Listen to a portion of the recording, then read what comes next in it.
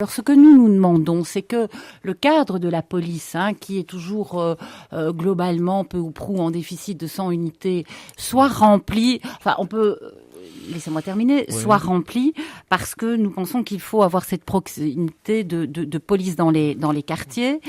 Et nous l'avons vu avec ce qui s'est malheureusement passé. Et nous sommes évidemment tous très très tristes, très choqués, très imprégnés de cette tragédie à Liège. C'est que il faut continuer la formation de nos policiers. Il faut continuer aussi la coordination de nos forces de police parce que nous avons des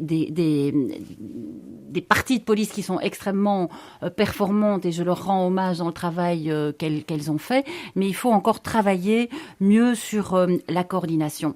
Et par rapport à ce que nous vivons, c'est très clair que les niveaux de pouvoir qui sont autres doivent faire circuler l'information. Ça vaut pour le fédéral, mais ça vaut aussi pour les communautés, parce que vous savez que ce sont les communautés, les entités fédérées qui sont chargées maintenant de l'exécution des peines. On peut le déplorer, on peut dire c'est la 6e réforme de l'État, mais il faudra effectivement avoir une évaluation pour voir si on ne doit pas refédéraliser certaines choses pour mieux faire circuler l'information. Et cette circulation de l'information, elle doit avoir aussi lieu au niveau des polices. On l'a vu notamment dans le drame de cette jeune étudiante française. La circulation d'information est absolument fondamentale.